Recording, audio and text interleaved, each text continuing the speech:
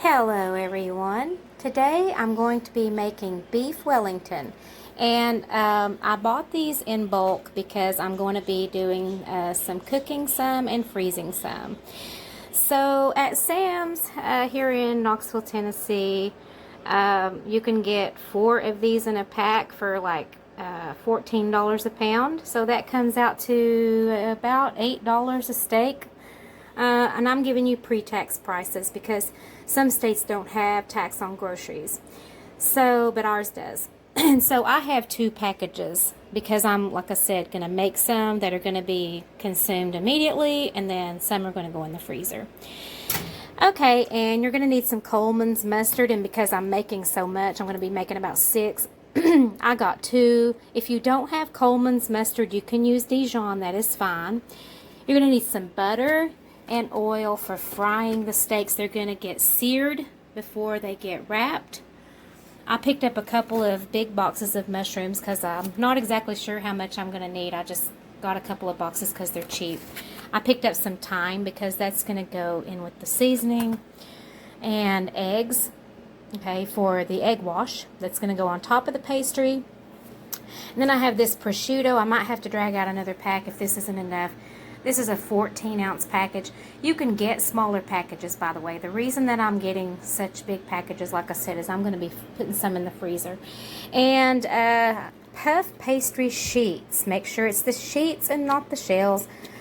These will run you probably about $4 or $5 a box, depending on where you buy them. Black pepper and pink Himalayan salt is what I have. And that is the basic ingredients. And so now I'm going to get on with showing you how to put this all together.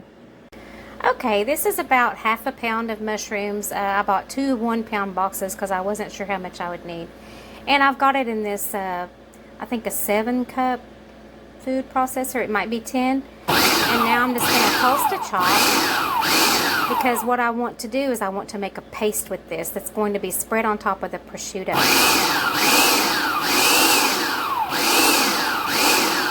If you don't want to use mushrooms for some weird reason, you can also boil some chicken livers and mash them. If you don't want to buy pate, you can use chicken livers as a spread on top of the prosciutto.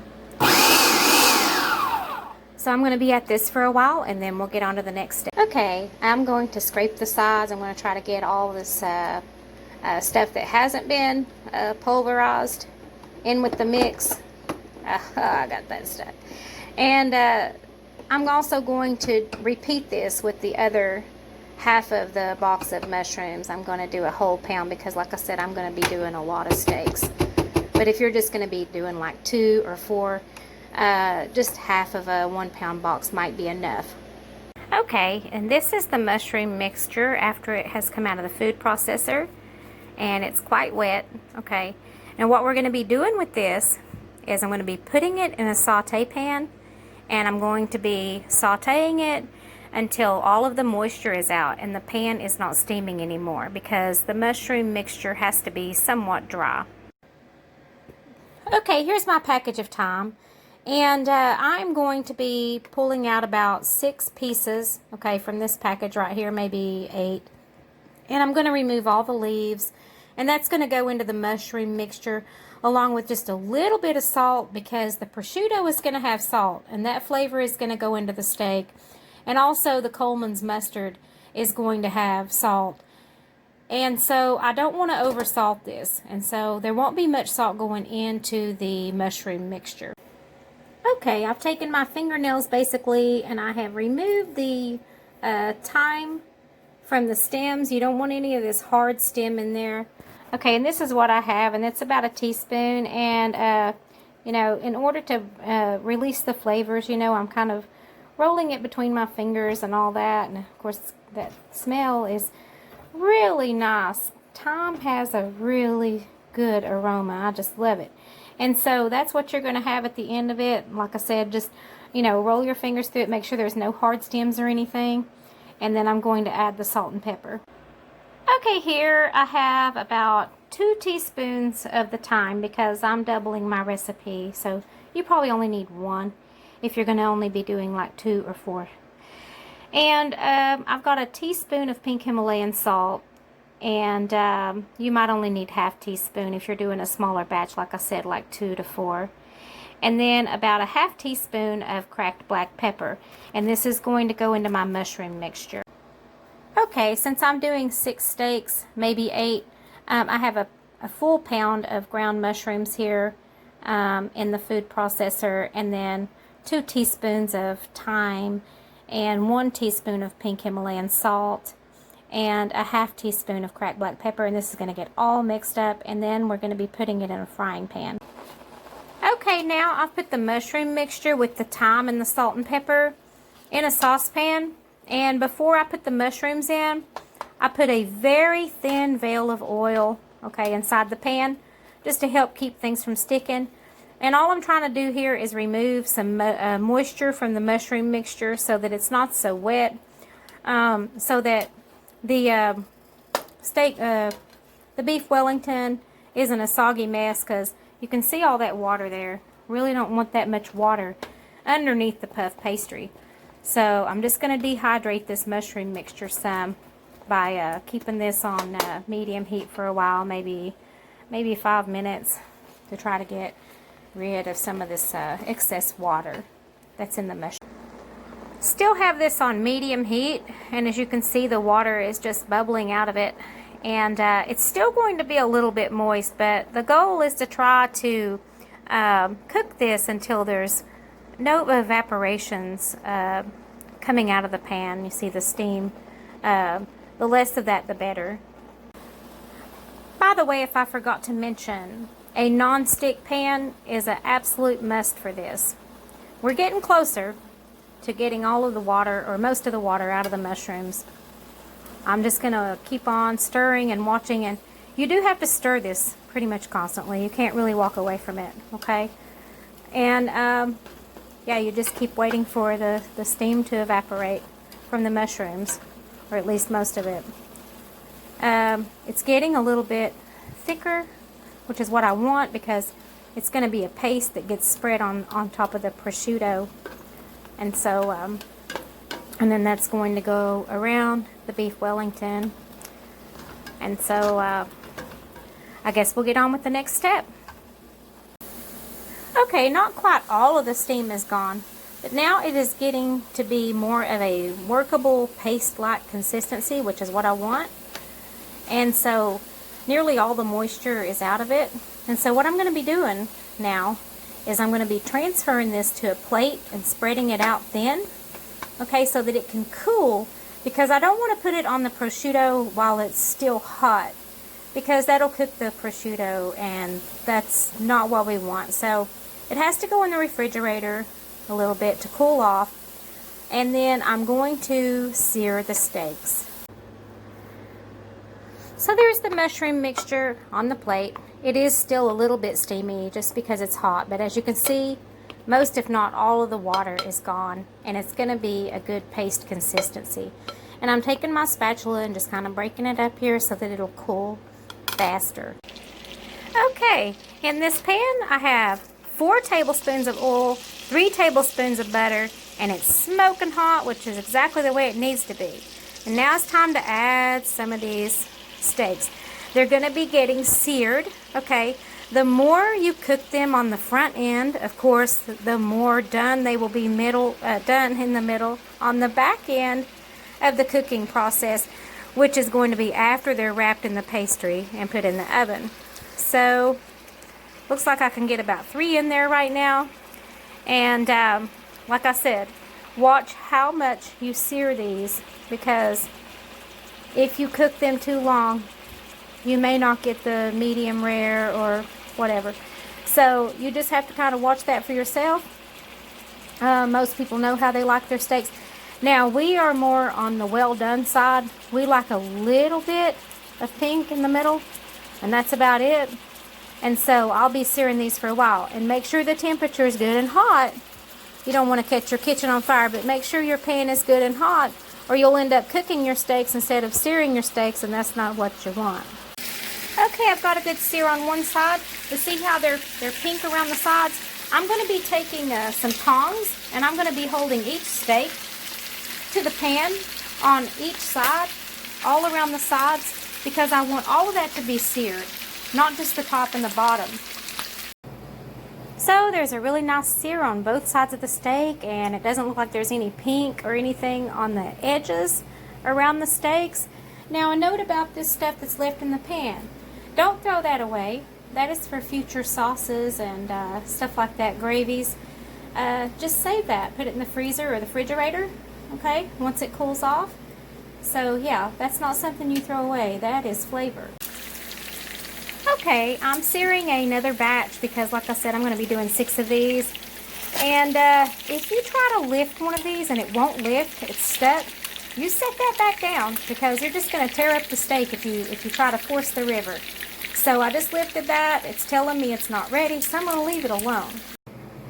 So there it is, my big stack of steaks. Okay, so I bought 3 packs that had 4 each, and I'm using 6 of them for this recipe, and I'm going to use 6 of them for another recipe.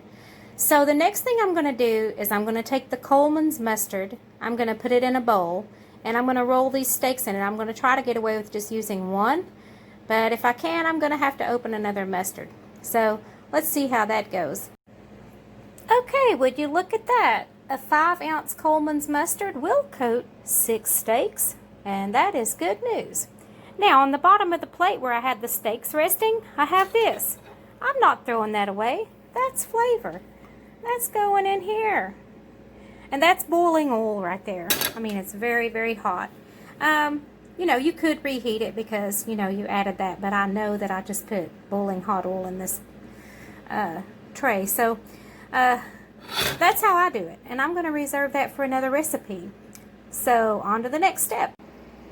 Okay, I take that back. So when I poured the juices from the steak that was on that plate into the oil, it didn't turn brown immediately, and I noticed that the oil wasn't boiling anymore. So I gave it a minute in the microwave so that it could cook, because I don't want that raw juice in with my seasoning fat. So there you have it.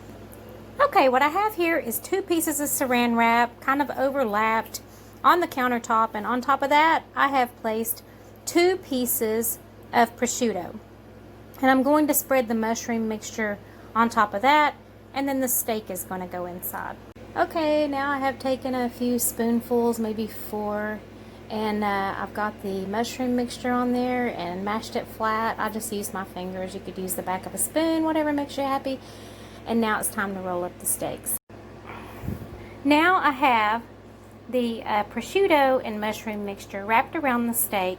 I laid the steak on sort of at a diagonal so that I would be able to fold the edges around and everything. So that worked out better than trying to lay it on there just straight, because you know this steak is angled, and so of course you have to work with the angles that you have. So now I'm going to be wrapping this in a piece of plastic wrap and putting it in the freezer for about an hour, because I need it to be kind of firm when I start working with the puff pastry. As said earlier, your steaks need to be cooled down to about room temperature before you start the prosciutto wrapping process. So now this is all wrapped up in a piece of plastic, gonna go in the freezer for an hour like I said. So about prosciutto, you can also use Parma, and it will also work. Any kind of really, really thin slice, charcuterie style meat will work with this. And so just keep that in mind in case you can't find this prosciutto. Yeah. So I hope that helps. Oh, also you could use Coppa. So Parma, Coppa, prosciutto, anything that's really thin sliced like this.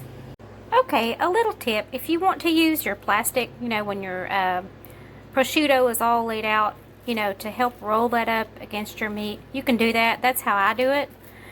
You can also just free form it, and then you just want to kind of, and this is a very technical cooking term, it's called gobbledygook. You can just kind of gobbledygook this together, because, you know, the prosciutto is kind of flexible when it gets warm. A little bit warm with the hands and everything, and you know, there might be a few little gaps here and there. You can always tear off a little piece of prosciutto and put it there. You know, if you're into that sort of perfection, that's up to you. So I'm gonna wrap this thing up and get it in the freezer. Prosciutto, when it's more on the cold side, it will crack apart and it'll break. It's very fragile, you know, so if you let it warm up a little bit before you try to work with it, you can goobity-goosh it together and it'll stay together better. You'll have less holes to deal with and all that. Another little cooking tip, when you have to work with this cling wrap, it is a real pain. So I would get the one with the slide cutter. Great Value has one. And that way you can just stretch it out, put it on your counter, okay, and then you can just take the slide cutter and, well, you have to have it behind the slide cutter, and you just slide across, okay, and it's just going to lift off and you can put it down, and, well, you might have to slide across it again. So there you go. Another word about prosciutto. I bought mine in a 14-ounce package, which is kind of buying it in bulk at Sam's, okay? If you're a perfectionist, this kind of prosciutto that isn't divided by any wax paper or anything like that, and it's not laid out perfectly so that you can create a sort of a, you know, a wrapping for the meat, this will drive you out of your mind if you're a perfectionist. So just keep that in mind. You know, you may have better luck if you buy it in a way that's packaged differently than this. But I have it laid out. I guess I could lay my hand like 3 times. Okay, that's about the size I have it laid out for this. This is probably a 8-9 ounce fillet, and I'm laying it there kind of on the diagonal. Okay, and so I can cover it all. And then I'm just going to take the plastic, like I said, and I'll just fold it over like that on all sides, and I'll just go around doing that. And if it doesn't meet somewhere in the middle or something like that, I'll just take another little tiny piece of prosciutto or something and just kind of slap it on there to fill in the holes. But you really don't have to fill in all the holes. I'm just letting you know it's not that big of a deal. So as I said earlier, I bought a 14-ounce package of prosciutto in a bulk pack at Sam's. This is how much I have left. I could maybe wrap one more steak, so I did have enough for 6. As far as the mushrooms go, I had to stretch those really thin because I only used a 1-pound box of mushrooms, and I should have gone 1.5 pounds. 2 pounds maybe not, but 1.5 pounds is what I should have done. Then I wouldn't have had to stretch it so thin, but hey, I made it work. Now about the puff pastry, if you're not familiar with it, I'll show you a little something. You want to leave it out at room temperature for at least 40 minutes. It needs to be easy to work with. It will crack easily. I mean, if it does, you can kind of goobity-goosh it back together, but you want to kind of avoid that if you can. And please excuse my fingernails. They are stained by when I was working with the spices, the thyme. It really made my fingernails green. But anyway, this is what it looks like. And I don't want to fold or unfold it or anything too much right now because these came frozen. They're still pretty cold, so I want to leave them alone for a little while longer. As you can see, there's like this little sheet of paper, parchment paper or wax paper that goes in between the folds, okay? And of course, I'm going to put them back in the box. I don't want them out in the open air. So you have to leave them out at room temperature until they're easy to work with. So that's basically the guideline there. Okay, it's time to wrap some steaks in some puff pastry. I'm going to get a knife out in case I need to trim this pastry dough. It's softer, it's more pliable, it's more easy to work with. I need to unwrap this steak and get down to business here. Okay, I've placed this steak on the diagonal and I'm going to get busy wrapping it. Just like so. Alright. And I might have to trim some dough, but for now, I'm just kind of taking a measurement. Okay. It looks like that one pastry is going to cover an entire steak. So I'm going to fold it over like that and figure out where I need to do some cutting. I could probably cut some here. Okay, to kind of avoid the excess overlap, I could probably take some off here. And don't really know what I'll do with that dough yet, but I could probably take some off of this corner. So you'll just kind of have to guesstimate it. But, you know, as long as the steak is covered and you don't have too much excess dough, looks like I could make a little cut right here. you can kind of see what I'm trying to do. Okay? So you just kind of have to play around with it, and you know, you can kind of gush this together, you know, so that it'll stay. And then this will be the bottom, you know, and so I'll turn it over and the other side will be the top. And you can get however fancy you want with this. Like when you turn it over, you can score the top, you know, to make a fancy design or whatever. Or you can just, you know, leave it as is. And so that's where we're at now. So as you can see, I've trimmed away some pastry, you know, and, you know, don't drive yourself crazy with this. Okay, it's not an exact science, and it's going to be delicious, all right? And like I said, this is going to be the underneath.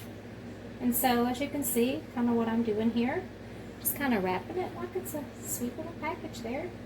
I might have trimmed a little bit too much there, but hey, it's going to be all right because, like I said, this is the underside. So I've trimmed off some of the excess dough, all right. And then I'm just going to kind of dish this together, you know, with my hands and all that. And then I'm going to turn it over, all right. And just going to make sure it's covered completely. All right, and that it's not broken anywhere. And like I said, if you want to take your knife and you want to make some score marks, don't cut all the way through. All right. And then you want to go the other way.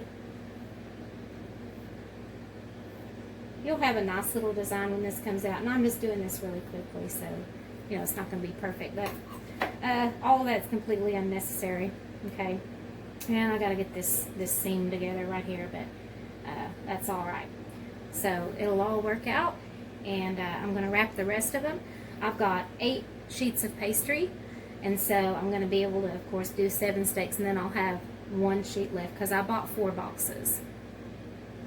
Okay, I've placed this on a piece of plastic wrap, and I'm going to kind of wrap it up tight as I can, and then I'm going to chill it for about 30 minutes or so in the freezer, maybe an hour. And while I'm doing that, I'm going to get working on some side dishes. I think since we have so much carbohydrate here with the puff pastry, I don't think we're going to need any dinner rolls, and I don't think we're going to need any potatoes. I think what I'm going to do instead is rutabaga. It has about 1/4 the carbohydrate as potatoes, and so it won't be quite so heavy, all right? And so this is kind of hard to do when you're trying to make a video, by the way, because I have to look up at the camera and everything and kind of figure out what I'm doing. But anyway, you get the idea. Kind of wrap it up snug, chill it for maybe 30 minutes to an hour, and that kind of gets the dough all melded together and everything like that. And so that's the goal. Okay, I've got the 4 of the steaks in the freezer. They're going to be eaten later. Like, they'll keep for about 3 months if you just use regular cling wrap or whatever, and freezer bags. But if you use a vacuum sealer, you're talking about a year. This is a rutabaga. It is ginormous. This is probably about a 3-pound rutabaga. I chopped off the top, chopped off the bottom, peeled it. Now I'm going to chop it up and boil it and mash it. I'm going to add some heavy whipping cream, some butter, and some salt and pepper, and that's going to be about it for the rutabaga. A word about rutabagas. They are very tough, okay, and especially one of this size, which is like 3 pounds probably. This knife right here doesn't quite cut it, literally. You're going to need a larger, sharper knife in order to break down a rutabaga more easily than the time I'm having.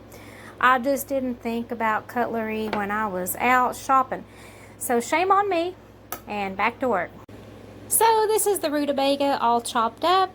This is a 12-quart pot. It's almost half full, so that was one big rutabaga. I'm wanting to say maybe it was closer to 4 or 5 pounds because, wow, that's a lot. So I'm going to rinse these and strain them and then boil them. Then they're going to get mashed with some heavy whipping cream and butter. So if you're not familiar with rutabaga, as far as the flavor goes, it's like if you crossed a turnip with a cabbage. It has a light, delicate flavor, a little bit of a sweetness to it. I love it. Sometimes better than mashed potatoes. I mean, mashed rutabagas, you know, a little bit less carbs if you're having already a lot of bread or something in your meal. It's just a good way to kind of balance that out. I think you'll enjoy rutabaga if you haven't tried it before. It's an old classic. I love it. And in Scotland, mashed rutabagas and mashed potatoes are served side by side, usually with something like haggis, and it's called haggis, neeps, and tatties. Now the tatties would be the potatoes, the mashed potatoes, and the neeps would be the mashed rutabaga. And rutabaga is also known as swede, S-W-E-D-E, in case you didn't know that. That will kind of help you if you see it on a shopping list or something like that. Okay, I have the oven preheating at 350. Some people say 400, but my oven for some reason gets hotter. I don't know, and it doesn't take as long to cook things, so I'm going to go with 350. In this bowl right here, I have 2 egg yolks and 2 teaspoons of water. And with this brush, okay, I'm just going to baste the tops of these and all around the sides, okay? And this is going to help give the pastry a nice golden color, so that's why I'm doing that. So that'll be the last step before they go in the oven. So there they are, basted with the egg wash, and they're getting ready to go into the oven. Now, if you're a person who cooks steak by something called temperature, which is kind of a thing out west, they have thermometers that have like a cord on them, and you can stick them in the meat and you can test the inside temperature. So you would go about halfway through. And so that's how you would tell when your steaks were done. I went a little over cooking time when I was cooking these in the skillet, when I was searing them, because like I said, we like a more done steak in the middle. And these aren't very thick. They're only about 1 inch thick, maybe just a tad bit thicker than that. And of course they're wrapped in the pastry and all that, and so that's going to add to the cooking time.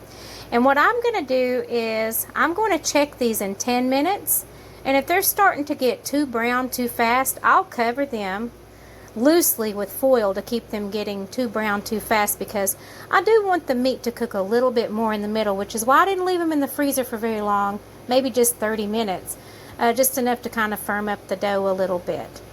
So here we go, off to the oven. Now I've placed my Wellingtons in the oven, in the center rack, in the middle of the rack. And now I'm boiling the rutabagas. Okay, I'm not going to add salt. I'm not going to add pepper. I'm not going to add butter. That's all going to come at the very end, with salt being the very last thing. About those rutabagas, I've brought them to a boil and I've turned them down on low, and I'm going to check them every 3 to 5 minutes for tenderness. When I put a fork in one piece, it should just break apart, just like a potato. Okay, I did take a look at these, and for me they're getting a little too brown too fast, so I've loosely covered them with foil.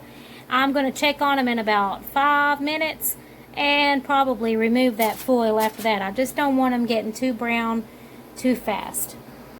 5 minutes later on the rutabagas, they're still not done. They're still pretty tough, so I'm going to turn them back up to high, bring them to a bowl again, and check them in about 5 minutes, after they start boiling.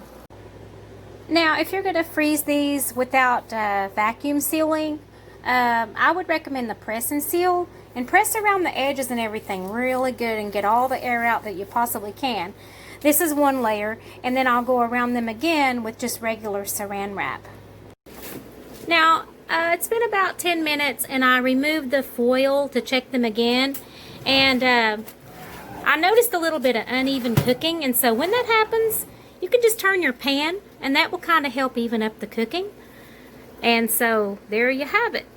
Okay, I have these frozen first, alright, and then wrapped with press and seal, and then wrapped with regular plastic wrap, squeezing out all the air you can as you wrap them, and then put in these freezer bags. So you can keep them in the freezer like this for about 3 or 4 months. Like I said, if you want to vacuum seal them, be sure to freeze them first. They'll be easier to vacuum seal, and then they'll last you about a year in the freezer. Would you look at those sweet little bundles of delight? Okay, I want them to cook a little bit longer because I want the meat to get more done, and so I turned the oven off, alright, and I'm just going to loosely cover them so they don't get really any more brown than they are, okay, and I'm going to check them in about 10 minutes. these are frozen and you want to prepare these after they are frozen, what you want to do is put them in the refrigerator overnight and let them thaw out. They'll be easier to cook in the oven if you do that. And then right before you put them in the oven, you want to score them, okay, if that's what you want. And brush them with egg white and water. Egg yolk and water. You need 1 egg yolk to 1 teaspoon of water. That should be enough to baste 1 or 2. If you need more, you can always just, mix up some more. So that's 1 egg yolk to 1 teaspoon of water with a brush. And then you'll just bake them as usual for about 45 minutes to an hour on about 325 to 350. And if you want them, like I said, less done in the middle, you might cook them at 400 and get the outside done faster than the inside so that your meat will be more rare. And so that's that. Okay, a little note about when I freeze things. I take these cheap little sandwich bags, okay, and I put a little paper in there that says what the item is and when it was made and when it expires. Like I said, 3 to 4 months on these with the conventional wrapping method that is not vacuum sealed. So I'm going to take this and then I'm going to put it inside of each one of these bags. And so that will tell us before we, eat something, if it's still good. So I highly doubt these are going to last that long, however.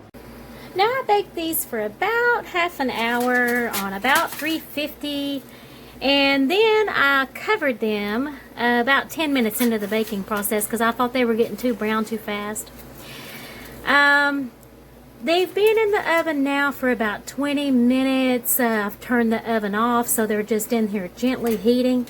They are just a little bit stuck.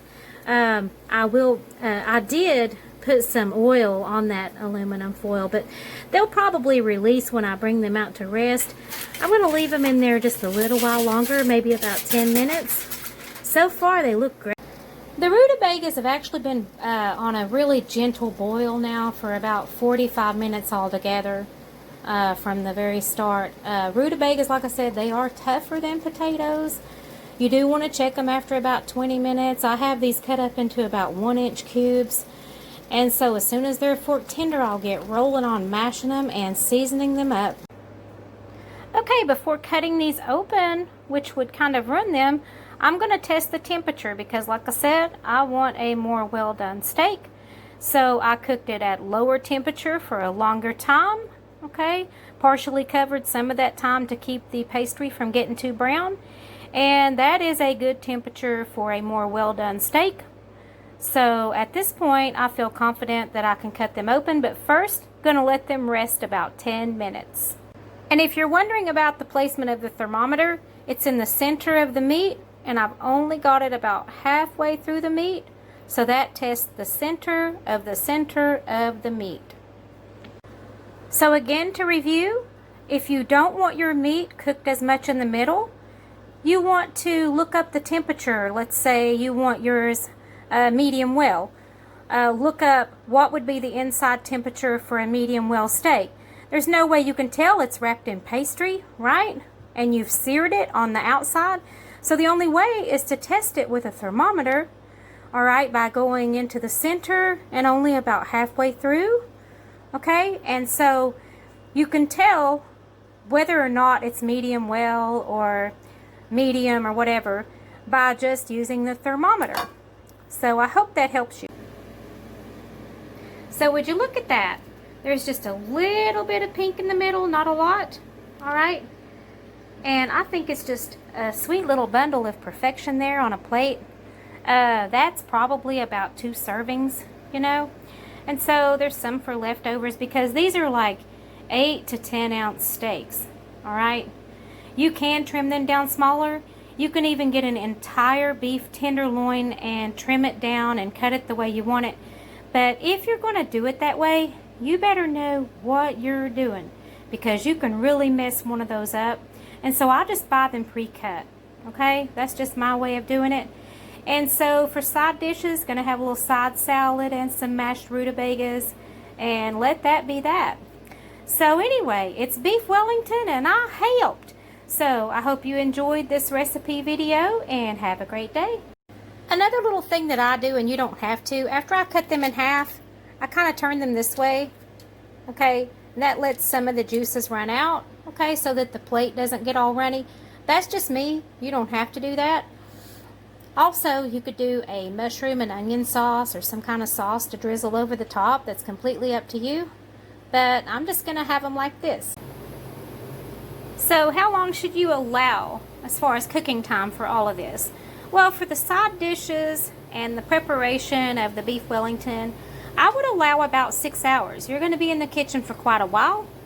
If you are cooking by yourself and there's no one helping you, I like to cook alone. It's not that there's nobody to help me, because my husband would gladly help me if I asked, but he knows that it's kind of therapy for me, and he knows how much I love to cook alone. So all we need now is our sides, and we're ready to serve. So there you go, another look at that beautiful beef Wellington, all ready to eat.